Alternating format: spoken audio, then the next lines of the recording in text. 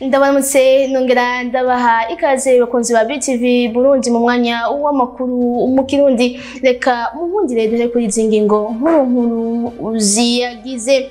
Abenegihugu bo muri quartier uw'Interekwa ni muri zone ya Gihosha barabangamiwe n'uruzi Cari.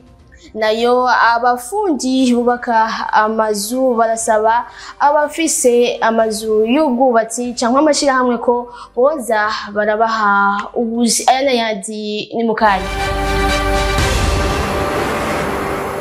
Ndasubiye kubaha ikaze nkuko nari mpeje kubibabwira. Abenegihugu baba hariya muri zone ya Gihosha muri quartier uw'Interekwa barasaba ko botabagwa kuko uruzi Cari rubabangamiye. N'inkuru ya Loris Ndongotsi. Uruzi Cari ruca muri quartier uw'Interekwa ya zone Gihosha muri commune Ntahangwa y'igisagara ca Bujumbura ruriko rurabomora inkengera zago ku murindi munini ibiteye umutima uhagaze abenegihugu baba muri iyo quartier. Aho benegihugu bavuga ko bimaze igihe kandi ko bimaze kononekara ari byinshi cyane. Ibintu byononekaye ni byinshi cyane ko n'abana leta irabizi n'abantu barahapfiriye barahageserera. Urabona nko ngahaje nemse inzu iva ngaha gushika hari ubu unyu urabona ko yagiye agapande mbamo nakanya kandi nta namahera mbise yo kuza kugura handi.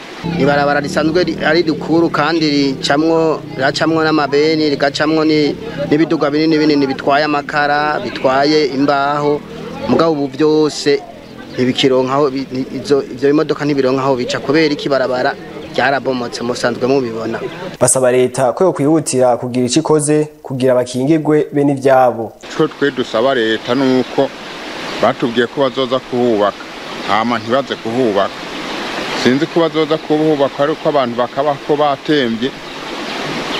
Ivyiza rero bodufasha nk'uko arabavyeyi bakaza bakubaka. Aha rero ikintu dusaba twebwe leta nuko yo tugarukira kuko n'umuvyeyi kagirane kazi kadukorera kuvuga bora ababijejwe bakatwubakira kugira nyene ibarabara ryacu rikomere kugira tuze turaronka duca. Ikigo Buha gisanzwe kijejwe ibikorwa byo gusanura inyubako za leta cyari gikwiye kwihutira gusanura inkengera z'ugo ruzi kuko zigeze aho umwasa ashaka.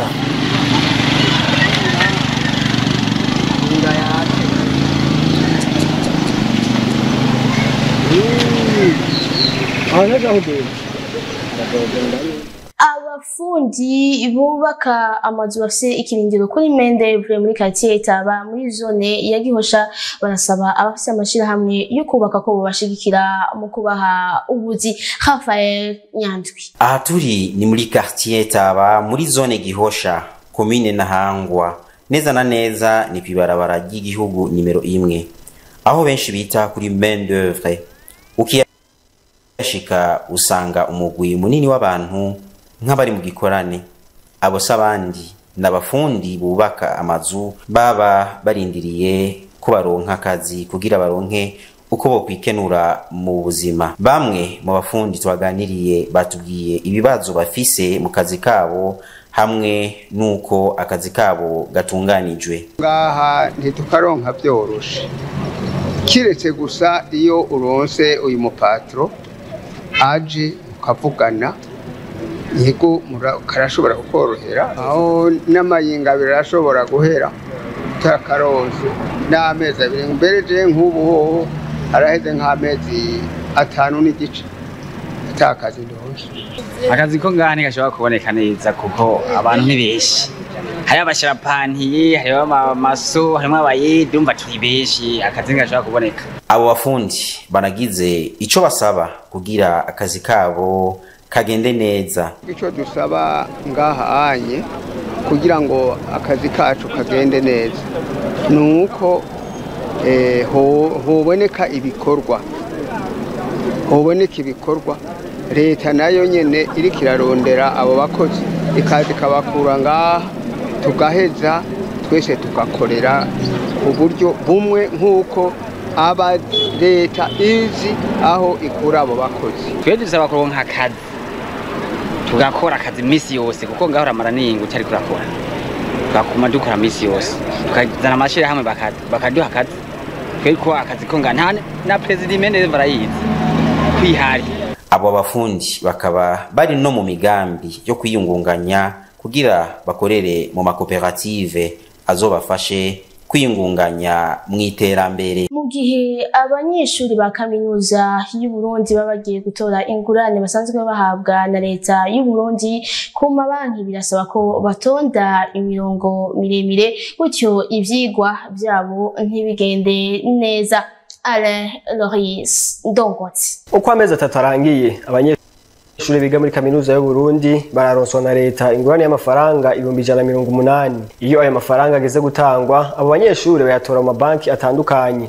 Aho rero bivuye ku bwinshi bwabo usanga bayatondeye ari benshi, ibihungabanya ivyigwa vyabo nkuko vyiganwa nabo twasanze batondeye ayo mafaranga. Natanguye kwatonda umunsi wa gatatu asanga mirongo ni myinshi nkatonda nkarohera gutana shikiriwe.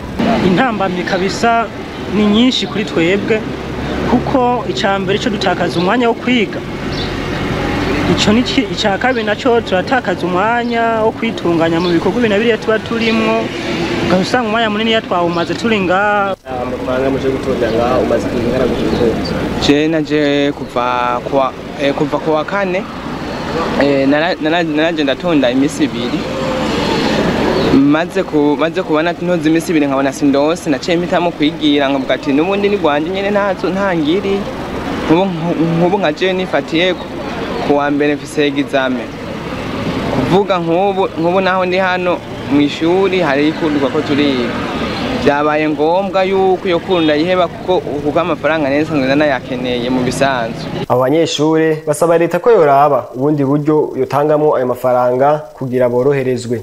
Byo kunda bohiga ubundi buryo kujya bashizeho BCB muhira bakayitwugururiza twese kandi gakora neza ikabareza uruve ku banyeshuri ku bayetidia kugira ngo bizera kuna turonka amafaranga byoroshe cyane hano ico twosaba.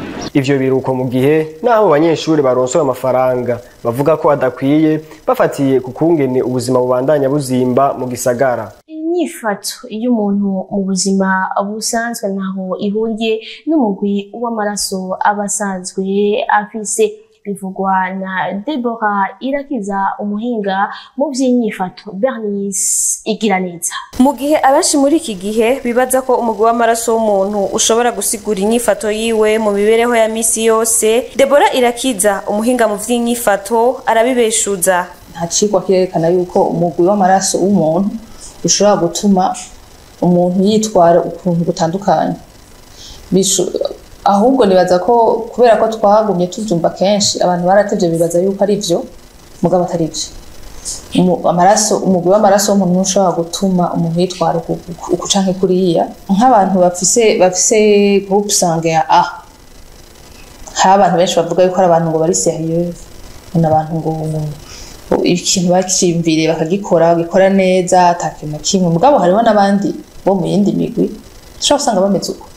Hariho n'ushobora usanga ari muri uwo mugwi mugasanga nta kintu kimwe akora gihuye n'ivyo bintu baba bavuze. Rero ni ibintu ngira ngo umuntu ashobora kuba yarabonye ku muntu akabona kuri 2-3 agaca afata yuko muri rusangi abafise uwo mugwi w'amaraso ari uko nyene bameze. Hariho nk'ibindi numvise ngo umuntu ngo afise ngo O+ ngo ahantu hari imibu mwicaranye ngo imibu yose itumbera we. Ni ibintu bavuga ngo na croyance niko no vyita, ni ibintu abantu bemera bivanye n'ibyo babonye mugabo bagaca bashaka kubifatira hamwe. Uwo muhinga asigura ko ahubwo umuntu agira inyifato yica nkiriya bivanye n'ivyo yakuriyemwo. Ivyo umuntu yagiye arabamwo birashobora gutuma ahubwo birashobora gutuma yitwara ugutandukanye. Nibaza ko borabira mu bishobora kuba vyaramusesereje umutima, bishobora kuba vyaramubabaje canke ibintu bishobora kuba yarabayemwo bigatuma ageraho yitwara uko yitwara, bakareka kwiyumvira ngo ni kubera afise uyu mugwi kanaka w'amaraso niba ari O+ canke A canke B uko wowe uri wose. Ntibabijane kwiyumvira ku maraso gusa, ahubwo yumvire ivyo bazarashikiye umuntu.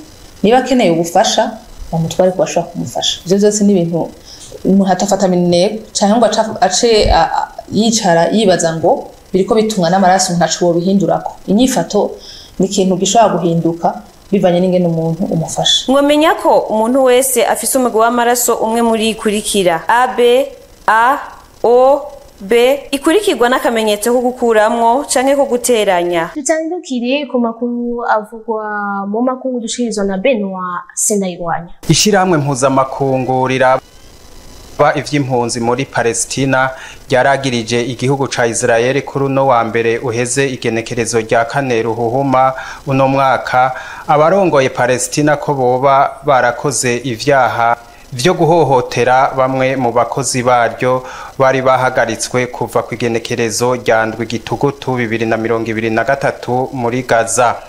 Nkuko biri mu itangazo ry'iryo shirahamwe ngo abakozi baryo barakorewe ivyaha vyo gufatwa ku nguvu, gufatwa nabi hamwe n'ayandi mabi akomeye. Philippe Lazzarini umuyobozi w'iryo shirahamwe akemeza ko vuba bagiye kunanirwa kumara ikiringo bivanye nuko hoba haragabanijwe uburyo bw'amafaranga bivuye ko babagirije gukorana n'umuhari w'iterabwoba Hamasi muri gitugutu.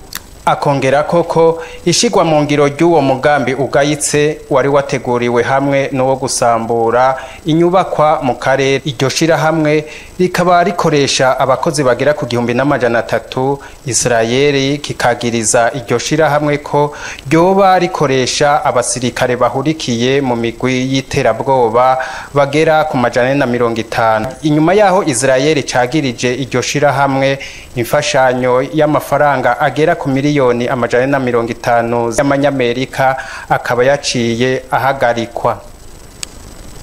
Nayo muri leta zunze ubumwe za Amerika hariko haraba amatora yibanze y'umukandida azohiganwa mu kibanza c'umukuru w'igihugu azoba kwigenekerezo rya 19 ntwarante uno mwaka.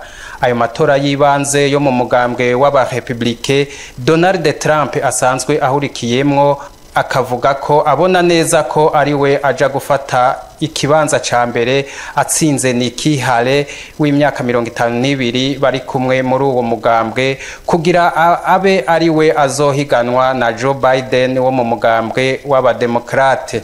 Nikki Haley yahoze atwara leta ya Caroline akavuga ko ari we akwije ibisabwa n'amategeko kugira atsinde Donald Trump, kandi akavuga ko vyari ngombwa ko Donald Trump bamugirira igipimo co mu mutwe kuko asa naho yoba atagikwije ubwenge, kandi ko ashaje cane ku myaka 77. Umugwi w'abashigikiye Trump ukavuga ko barindiriye isango ry'amatora ko atankeka Trump azoyatsinda. Donald Trump akavuga ko akunzwe cane naho afise amadosiye mu butungane, ariko akavuga ko amatohoza yemeza ko atacaha kimwagiriza kizomubuza kwitoza. Naho biruko bikaba bitegekanijwe ko Trump azorenguka imbere y'ubutungane kuwa 25 ntwarante uno mwaka. Reka ndabashimira mwese mwariko muradukurikirana, ndabasaba kubandanya mukurikirana ibiganiro bya BTV Burundi, mugire aho muba mwubahwe naho ubutaha.